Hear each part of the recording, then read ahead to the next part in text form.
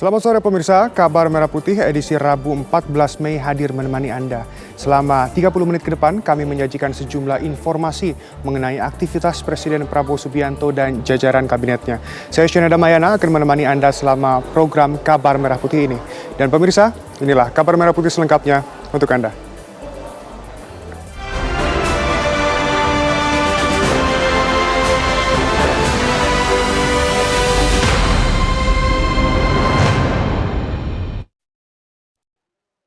Pemirsa, Presiden Republik Indonesia Prabowo Subianto kembali melakukan lawatan ke Brunei Darussalam. Selain kunjungan kenegaraan, Presiden Prabowo menerima penyematan gelar kehormatan oleh Sultan Brunei Hassanal Bolkiah.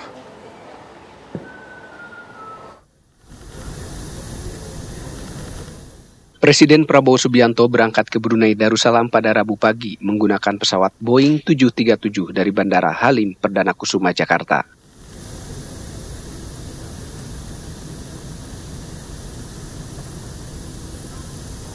Kunjungan Presiden Prabowo berlangsung sehari dengan perkiraan Rabu malam sudah kembali ke Indonesia. Prabowo tiba di Bandar Seri Begawan, Brunei Darussalam. Setibanya di negeri petrodolar ini, Presiden Prabowo Subianto disambut oleh sejumlah pejabat Brunei Darussalam. Presiden Prabowo menerima bintang kebesaran negara Brunei Darussalam, Darjah Kerabat Laila Utama yang amat dihormati dari Sultan Hassanal Bolkiah di Istana Nurul Iman, Bandar Seri Begawan. Sebelumnya gelar ini juga pernah disematkan pada beberapa mantan Presiden Republik Indonesia, diantaranya Presiden ke-7 RI Joko Widodo pada tahun 2015 dan Presiden ke-6 RI Susilo Bambang Yudhoyono pada tahun 2006. Setelah menerima bintang kehormatan, Presiden Prabowo dan Sultan Hassanal Bolkiah mengadakan pertemuan bilateral bersama dengan para delegasi dari masing-masing negara. Turut mendampingi kunjungan Presiden ke Brunei Darussalam yaitu Menko Bidang Ekonomi Erlangga Hartarto, Menko Bidang Pemberdayaan Masyarakat Muhaimin Iskandar, Sekretaris Kabinet Teddy Indrawijaya, Menteri Luar Negeri Sugiono, dan Menteri Perlindungan Pekerja Migran Abdul Qadir Karding. Dari Jakarta dan Brunei Darussalam, Brilian Saheran, Adin Hudaya, Haidar Fasal, TV One mengabarkan. Presiden Prabowo Subianto melayat tokoh pencaksilat nasional sekaligus mantan Wakil Gubernur DKI Jakarta, Majen TNI Purnawirawan Edi Marzuki Nalapraya. Presiden Prabowo yang sekaligus sebagai Ketua Umum Pengurus Besar Ikatan Pencaksilat Indonesia atau PBIPSI tiba di Padepokan Pencaksilat Taman Mini Indonesia Indah, Jakarta untuk memberikan penghormatan terakhir kepada almarhum. Prabowo menyebutkan bahwa peran almarhum Edi Nalapraya sangat besar untuk pembinaan pencaksilat Indonesia hingga diakui dunia. Edi Nalapraya juga dikenal sebagai pejuang kemerdekaan Indonesia.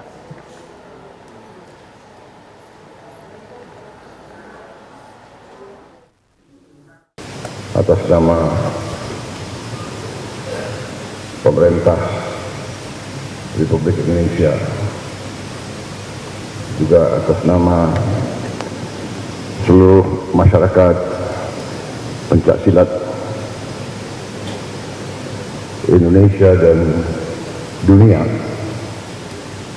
dan atas nama pribadi saya ingin menyampaikan rasa bela sungkawa atas meninggalnya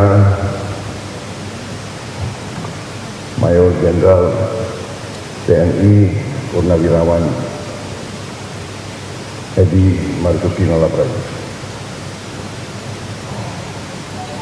Kita mengenal beliau. Pemirsa, Mahkamah Konstitusi menghelat sidang pemeriksaan pendahuluan terkait gugatan uji formil UU nomor 3 tahun 2025 tentang TNI.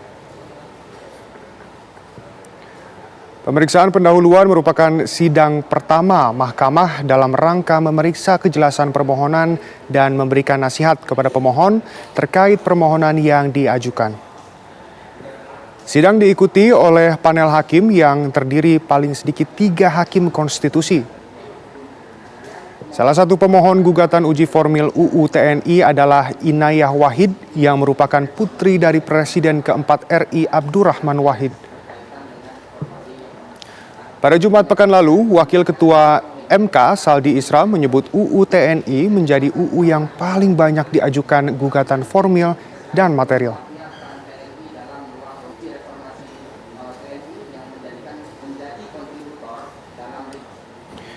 Berikut poin-poin yang menjadi sorotan dalam uji UU TNI seperti yang kami kutip dari situs Mahkamah Konstitusi.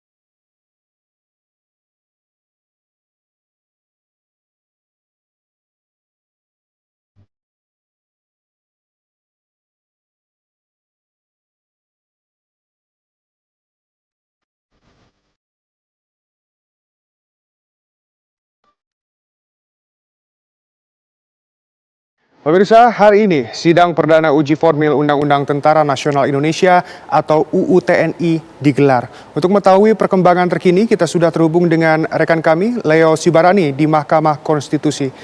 Leo, bagaimana prosesnya?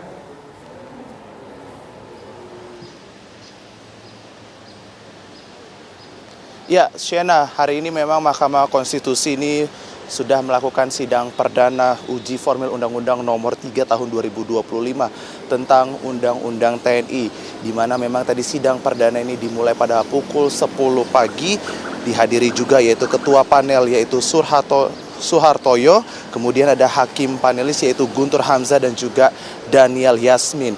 Agenda hari ini juga pemeriksaan pendahuluan di mana Mahkamah Konstitusi ini juga memeriksa kelengkapan dan juga kejelasan permohonan. Kemudian gugatan ini sudah terregister dengan nomor perkara 81/PUU nomor 23 tahun 2025, di mana juga MK memberikan nasihat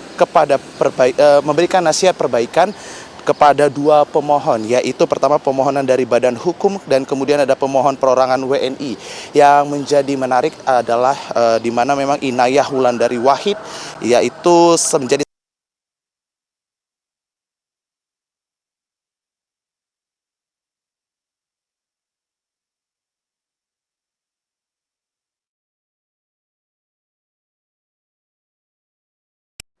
Leo?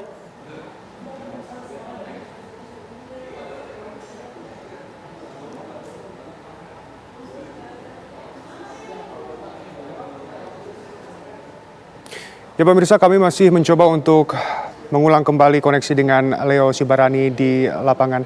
Kita ke berita selanjutnya pemirsa, lokasi ledakan pemusnahan amunisi kadaluarsa di Garut, Jawa Barat masih disterilkan aparat TNI. Kabar selengkapnya sesaat lagi, tetap bersama kami.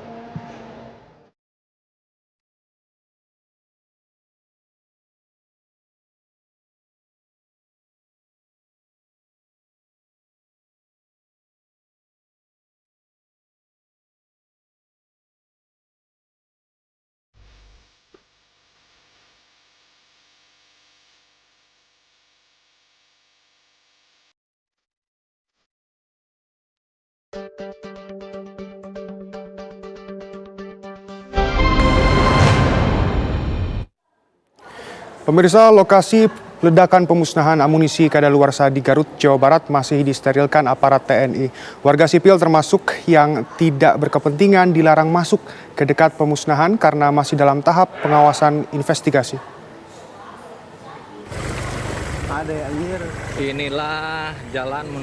Beginilah kondisi jalan menuju lokasi pemusnahan amunisi kadaluarsa milik aparat TNI yang ada di Desa Sagara, Kecamatan Cibalong, Garut, Jawa Barat. Hanya beralaskan tanah merah dan sebagian ditumpuk batu kerikil. Akses jalan ini merupakan akses hutan karet di Cibalong yang memang jauh dari pemukiman warga. Lokasi ini lama digunakan oleh TNI untuk memusnahkan amunisi yang tidak layak, sehingga petugas kerap kali menggunakan tenaga masyarakat sipil untuk membantu membuat sumur ledakan dan menjadi tenaga pembantu keperluan lain. Pemerintah desa setempat mengaku telah meminta pemerintah pusat untuk mengkaji ulang lokasi pemusnahan amunisi kadaluarsa yang menimbulkan 13 korban jiwa.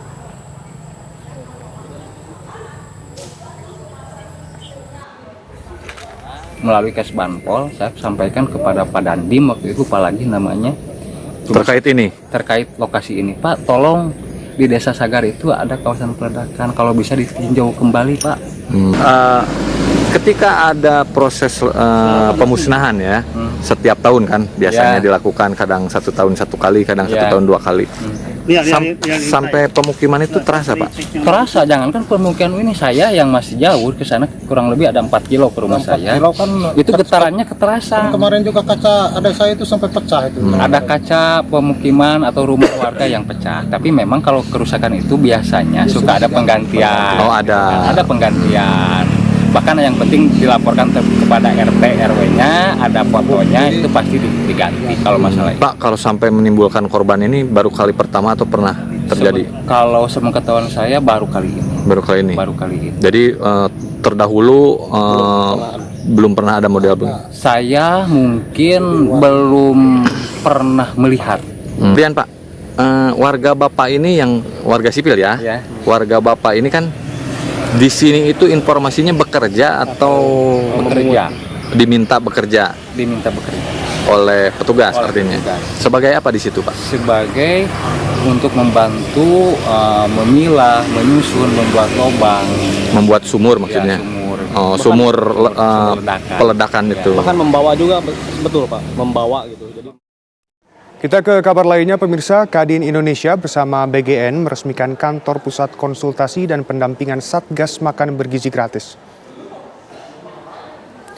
Tujuan pembentukan kantor pusat konsultasi dan Satgas ini untuk mendukung program pemerintah makan bergizi gratis.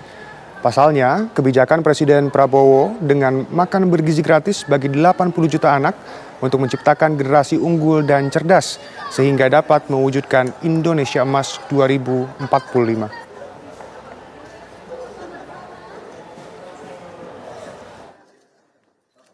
Ini juga kantor beliau menyediakan suatu kantor lantai, dan ini bakal mulai aktif besok. Sudah bisa dibilang ada training supaya nanti semua orang yang ingin membuat SPPG atau dapur itu bisa mendapat sertifikasi. Nah, kenapa? Karena kita mesti ingat, satu, ini tujuannya mulia untuk 80 juta anak. Yang kedua, ini menggerakkan berbagai macam dapur sampai 30.000 di seluruh pelosok tanah air. Jumlah dana pemerintah yang dari tentunya masyarakat ujungnya tidak kecil, 70 tambah 100 ya Pak ya, 170 triliun. Sehingga kita dari Kadin bukan saja ingin berpartisipasi, tapi pengen juga melakukan dengan baik dan hati-hati. Nah, untuk itu kita buat ini semua. Nah, Pak Handoyo dengan perusahaannya Temposcan ingin membuat pilot project. Karena kalau ini sudah jalan, mulanya dengan 6 SPPG, itu untuk diskalakan oleh teman-teman. 1.170 siswa SMP dan SD negeri di Desa Ciburial, Kecamatan Cimenyan, Kabupaten Bandung mendapatkan makan siang gratis. Dalam proyek percontohan ini, para siswa mendapatkan paket makanan dengan menu nasi, daging ayam, sayur buncis, tahu, dan susu. Program ini disambut antusias siswa dan para orang tua siswa. Mereka bisa mendapatkan asupan gizi dan menghemat. Mereka berharap bisa mendapatkan makanan bergizi gratis setiap hari.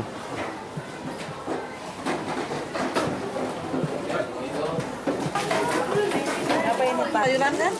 Ayo harus habis. Diangkat aja, diangkat biasa aja. Pemirsa, Kabar Merah Putih akan kembali sesaat lagi. Tetap bersama kami.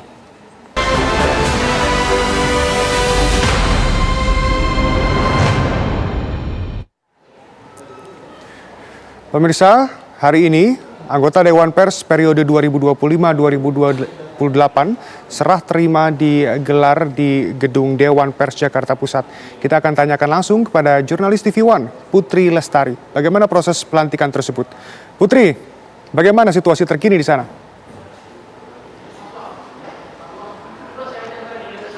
Baik Sena dan juga pemirsa, baru saja selesai serah terima jabatan anggota Dewan Pers yang lama dari tahun 2022 sampai tahun 2025 kepada anggota Dewan Pers yang baru 2025 sampai 2028. Di mana pada kesempatan kali ini juga turut dihadiri oleh beberapa tokoh penting seperti Menteri Komunikasi dan Digital Mutia Hafid, lalu ada Wakil Menteri Pemberdayaan Perempuan dan juga Perlindungan Anak Veronica Tan, Kadif Humas Polri, lalu ada juga dari pemimpin redaksi TV One lalu Maras Satria Wangsa, di mana pada kesempatan ini pengukuhan dimulai dari Ketua Dewan Pers yang baru yakni Komarudin Hidayat, dilanjut oleh Wakil Dewan Pers yang lama yakni Wakil Dewan Pers yang baru yakni Totok Suryanto, di mana pada kesempatan ini Mutia Hafid juga memberikan sambutan kepada Dewan Pers yang baru, di mana ia menegaskan bahwa memang Dewan Pers yang baru harus lebih semangat, lalu juga harus lebih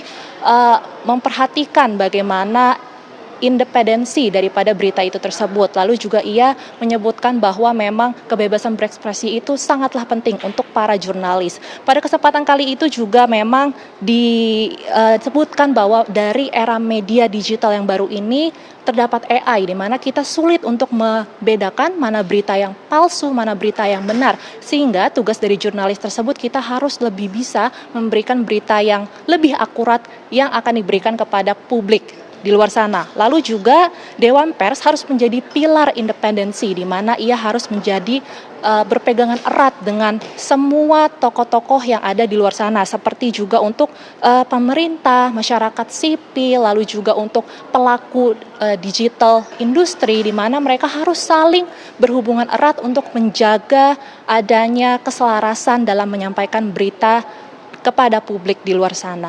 Kembali ke Shena. Baik, terima kasih Putri Lestari langsung dari Gedung Dewan Pers Jakarta. Selamat kembali bertugas. Dan berikut pemirsa laporan Haidar Fasyal dari Istana Nurul Iman Brunei Darussalam.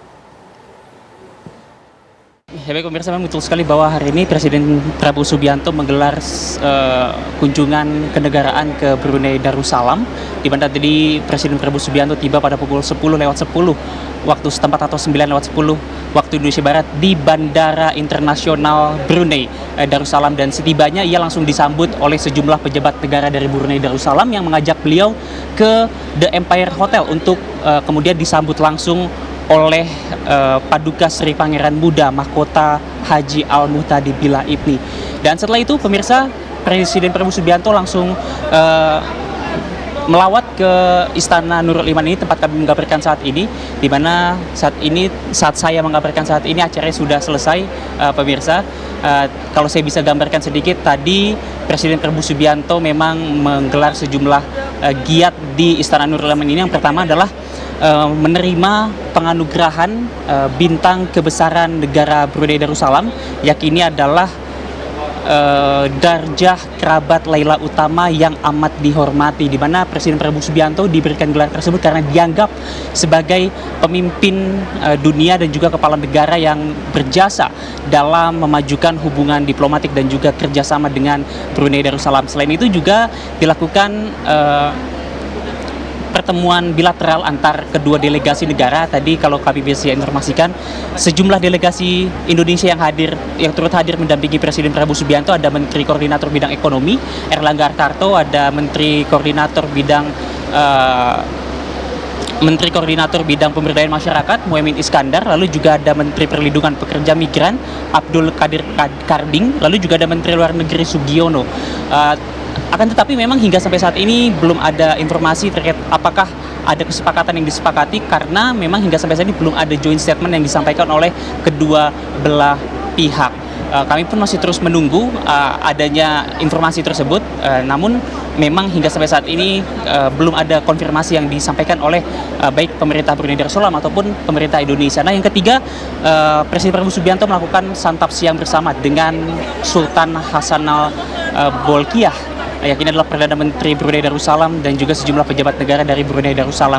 Di mana dalam hal tersebut Presiden Prabowo Subianto sangat berterima kasih atas sambutan hangat yang diberikan oleh masyarakat Brunei Darussalam, dan juga Presiden Prabowo Subianto menyampaikan penghargaan pribadi atas kehadiran Sultan Brunei saat pelantikan dirinya sebagai Presiden Republik Indonesia. Ia pun menutup Santap Siang tersebut dengan menyampaikan ungkapan emosional bahwa jika Brunei terluka, Indonesia juga ikut merasakan sakitnya. Itu menandakan kedekatan yang amat dekat antara Presiden Prabowo Subianto dan juga Sultan Hasanal Bolkiah. Untuk sementara demikian informasi yang kami dapat sampaikan langsung dari Istana Nurul Iman.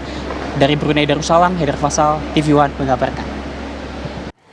Pemirsa, hari ini Kementerian Hukum Republik Indonesia melakukan nota kesepahaman atau MOU dengan 20 lembaga pemerintahan. Dalam agenda tersebut, Menteri Hukum RI Supratman Andi Aktas menyampaikan pembuatan nota kesepahaman atau MOU kepada berbagai lembaga pemerintahan guna membangun fondasi hukum serta koordinasi antar lembaga untuk menyesuaikan tugas fungsi Kementerian Hukum dalam hal pembentukan regulasi. Selain itu, Menteri Hukum juga mengatakan MOU ini guna meningkatkan pemberian layanan kepada masyarakat seperti Koperasi Merah Putih yang akan diresmikan oleh Presiden Prabowo Subianto nanti.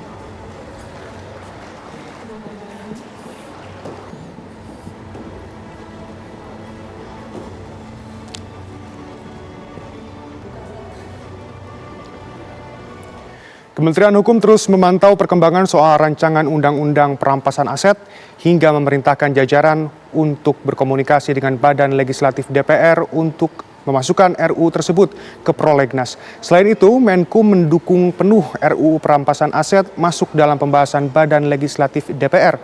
Berikut pernyataan Menteri Hukum Supratman Andi Aktas, Menteri Hukum.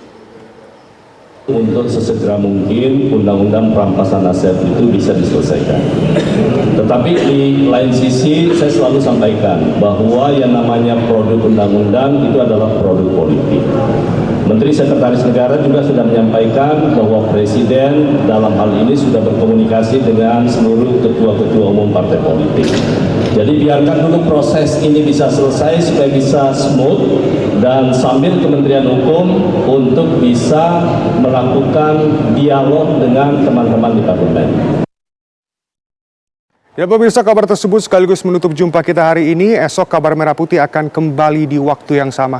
Jangan beranjak dulu pemirsa, karena sesaat lagi Anda dapat menyaksikan program Berita Utama Kriminal bersama Ninda Febiola. Saya Shenada Mayana, mewakili seluruh kru yang bertugas mengucapkan terima kasih dan sampai jumpa.